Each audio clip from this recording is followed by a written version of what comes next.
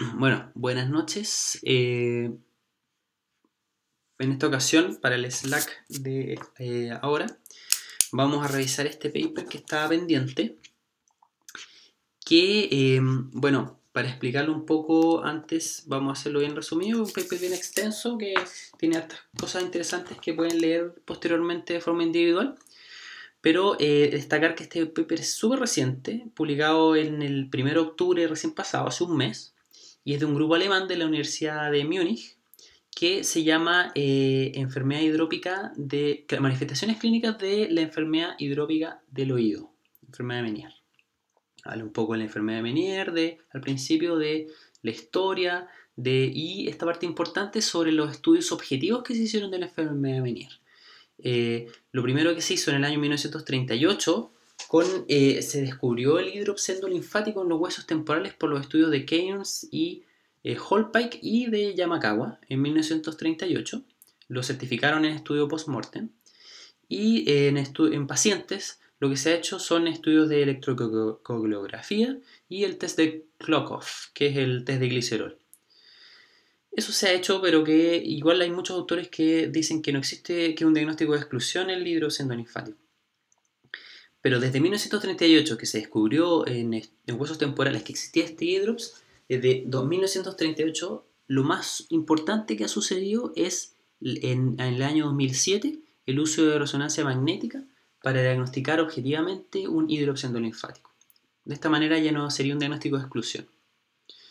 Este estudio lo que hizo fue que vio a 249 pacientes con hidrocendo linfático o con sospecha de hidrocendo linfático o incluso con cuadros menieriformes que no tenían que de hecho aquí dice que intencionalmente no aplicaron criterios diagnósticos para incluir a pacientes que pudieran tener un cuadro menieriforme pero no Meniere para, en el fondo, juntarlos todos en el mismo saco y diagnosticar o descartar un hidro, pero por resonancia. Todos estos pacientes, estos 249 pacientes, tenían resonancia al oído interno.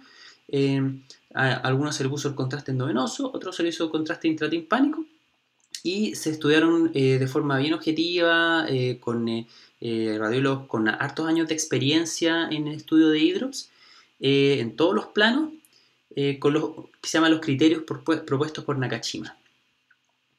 Me voy a ir directamente, voy a saltar a la discusión, que están algunos, tienen un estudio bien descriptivo de estos 249 pacientes y la idea es que, como son puros pacientes objetivamente diagnosticados con un hidrops, se derriban algunos mitos y se confirman algunos mitos respecto a las características clínicas del hidrops endolinfático. Entonces, la discusión dice que esta corte es bien grande, entonces es la primera que permite caracterizar bien a pacientes que son objetivamente hidrópicos, que lo que antes se hacía solamente de forma clínica, y esto permite incluir incluso pacientes que tenían lo que se llamaba el Meniere coclear, que es una enfermedad de Meniere que no tiene síntomas auditivos, y propone algunas teorías de por qué estos pacientes podrían tener esto. Aquí dice que meten en el mismo saco a todos estos pacientes que tenían lo que era la enfermedad de Meniere, síndrome de Meniere, Meniere primario, Meniere secundario, hidrocendo linfático secundario, que todos tenían características distintas, pero que no se podían hacer como un cuadro de Meniere definitivo. Incluso mete a los pacientes que tienen choroma vestibular y tumor de saco endolinfático que les producen el hidrocendo linfático. Todos se pueden tratar dentro del mismo marco de trabajo. Entonces, lo que se puede ver es que los síntomas audiovestibulares se vio que había una alta prevalencia, por ejemplo, de eh, sensación de mareo en vaivén y de mareo no vértigo en el fondo. Se pudo ver que hay una alta frecuencia de drop attacks que se aumentan durante la enfermedad, lo que es contrario a lo que se creía. Antes se pensaba que los drop attacks eran más al principio de la enfermedad, y aquí se vio que no. Incluso el vértigo continuo, que se asociaba a una enfermedad de Meniere que ya llevaba varios años, aquí se pudo ver que tenía la misma prevalencia tanto al principio de la enfermedad como en una enfermedad larga. Entonces eso también era un mito. Otra característica es que los pacientes que tienen inicio de la enfermedad tanto con síntomas auditivos como vestibulares de forma simultánea eran los que tenían mayor prevalencia de drop attacks, como un 30%. Y como decía acá, este es un mito que se derriba en el fondo, que dice que la ocurrencia de síntomas auditivos antes, durante o después del ataque se considera como una característica patognomónica. Aquí vieron que un 34% de los pacientes no tenían esto, incluso no tenían estos síntomas. Una explicación es que voy a hacer, por ejemplo, que estos pacientes tuvieron una hipoacusia muy importante, entonces no sentían estos síntomas. Y que también muchos de estos pacientes que tal vez simplemente no tienen síntomas auditivos, eran mal diagnosticados de otra manera, como por ejemplo vértigo, migraña vestibular, y entonces no se consideran dentro del espectro clínico del Meniere. También un 7% de los pacientes reportaron pérdida de conciencia, aunque fuera de segundos, que eso también se considera que no era parte del Meniere. También respecto a la pérdida auditiva fluctuante, se vio que se presentaba tanto al principio de la enfermedad como en enfermedad que llevaba más tiempo, que también era algo un mito dice que solo al principio. Se confirmó la pérdida auditiva en las frecuencias bajas, que eso es lo que se esperaba, y se vio que el tinnitus es más frecuente no relacionado al ataque de vértigo.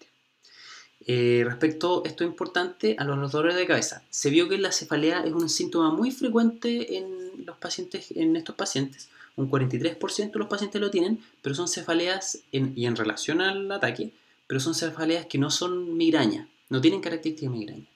Incluso al punto que son tan frecuentes que este estudio sugiere que estas cefaleas se podrían incluir como un criterio diagnóstico, cefalea no migrañosa asociada al vértigo.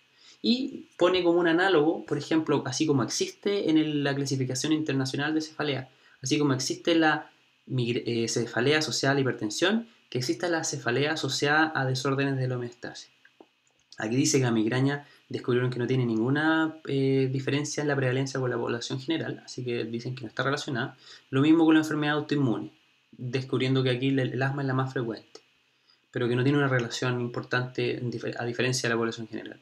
Lo mismo con otras enfermedades que descubren que la hipertensión es la que está más frecuente, pero la más frecuentemente asociada, pero que no tiene una diferencia en relación a la población general.